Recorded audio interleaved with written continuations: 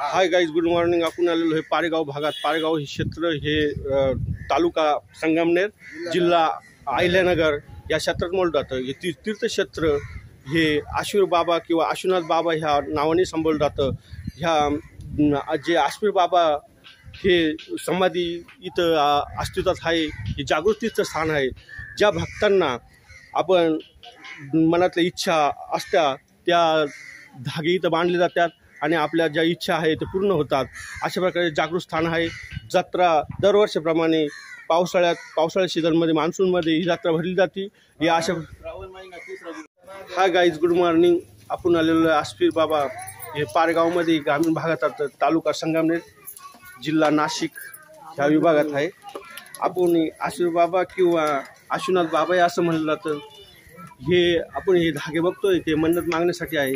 ज्याही भक्तांना हे धागे बांधल्यानंतर जे आपण मनातले काही संकल्पना असन किंवा इच्छा असन ह्या इथं बांधल्या जात्या. ह्या प्रकारचा असाही आमचा मित्र डॉक्टर जमधडे हे बांधताय. बघू यांना कोणती बायको भेटते आता.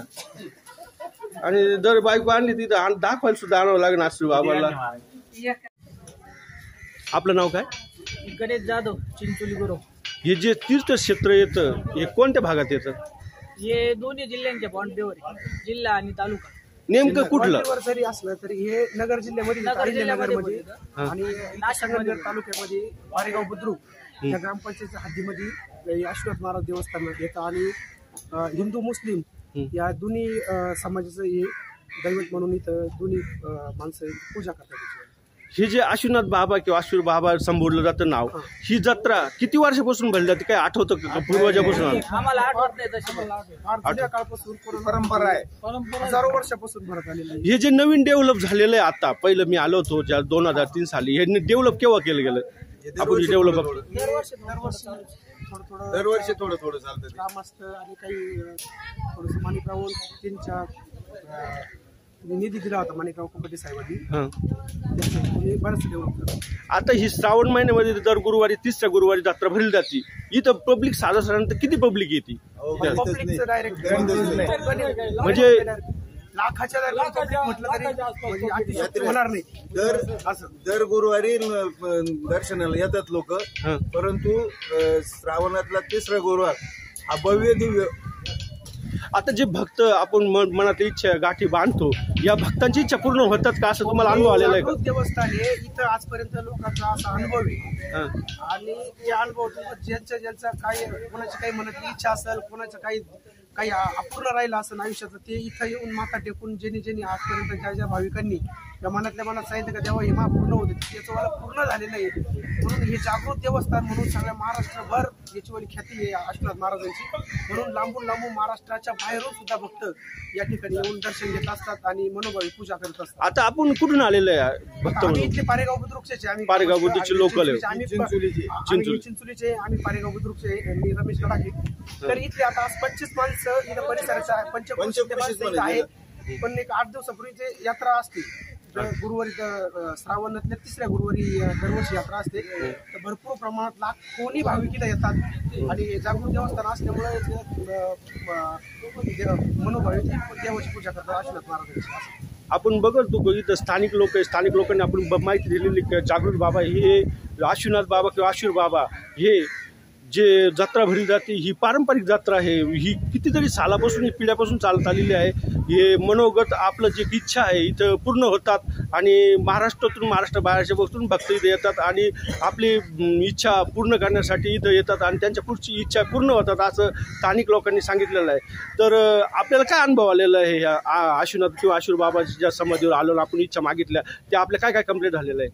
इथं आमच्या गावच्या वतीनं किंवा इथं पंचक्रोशीच्या विषय आम्ही जर समजा आमचं पारेगाव बुद्रुकचं गाव आहे. आमच्या गावामध्ये कधीही बाहेरून आलेल्या माणसांनी जर चोरी करायचा प्रयत्न केला किंवा डुक्कर आमच्या गावामध्ये आल्यानंतर ते आंधळ होतं. हे देवाचे हे का आशुनाथ महाराजांचे का आमच्या गावात बाहेरचे माणसं समजा गावातल्या गावात काही एक दुसऱ्याची पुढे असते तो वेगळा आहे.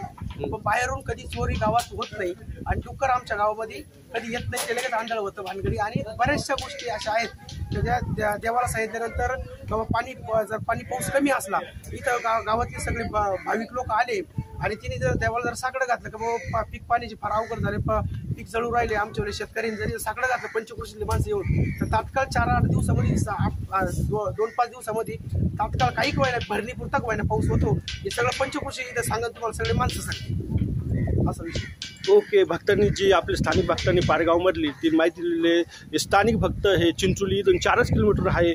आपलं नाव काय म्हणलं? गणेश रामचंद्र जाधव.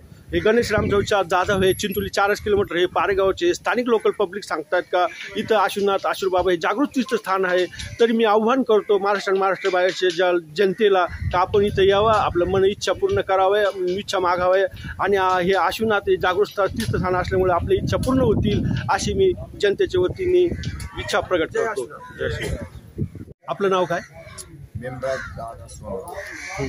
हे तीर्थस्थान कोणत्या नावाने ओळखलं जातं? आशुनाथ.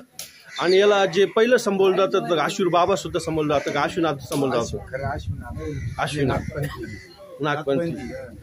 इथं भक्त कुठून कुठून येतात? महाराष्ट्रातून मुंबई पुन्हा महाराष्ट्र राज्यातून सुद्धा येतात. आपण हे जे बाहेर धागे बघतोय, धागे कशासाठी लावले जातात? प्रेम इच्छा करून द्यायचे, ठेवून द्यायचे, घेऊन जायचे. मनातली इच्छा पूर्ण होण्यासाठी धागे बांधले जातात असं.